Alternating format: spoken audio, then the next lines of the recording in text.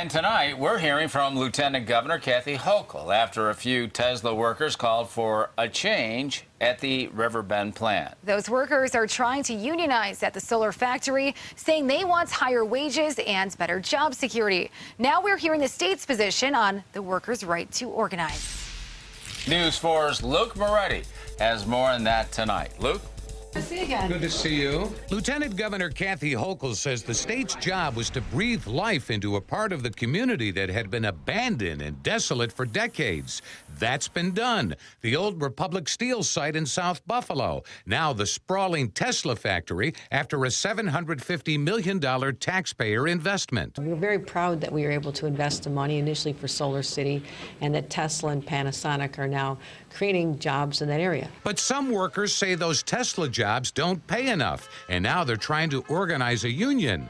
Curtis Johnson is among the workers leading the charge. I have a family to support, but I'm not going to support my family off of $15.50 an hour. A Tesla spokesperson tells News 4 that the company offers wages and benefits that exceed those of other comparable manufacturing jobs in the region.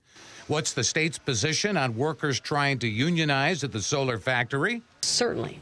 We absolutely respect the rights of unions to go into job sites, wage a campaign, talk to the employees, and if there's a decision by the individual workers to organize, we respect that right. Critics say the state could have included language in agreements and contracts to ensure employers would remain neutral during organizing campaigns. That wasn't the case with Tesla.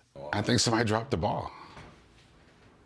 You know, there should have been some stipulations in there as to, you know, besides the number of people that was promised to work in there. Why doesn't the state have a labor peace agreement or neutrality agreement in place for like a big manufacturing?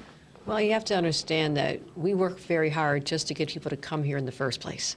And so these conditions are not put on when we're trying to attract manufacturers who could go anywhere else in the country they want to go. Many of them choose unionized states, and we're in competition with those.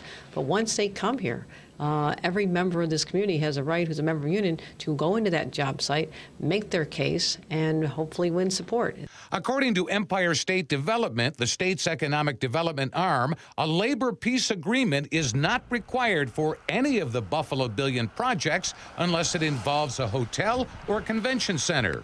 As for Tesla's position, ultimately, it's up to our employees to decide if they want to be unionized. A company spokesperson telling News 4, we have an unwavering commitment to providing a great workplace for our employees. Luke Moretti, News 4.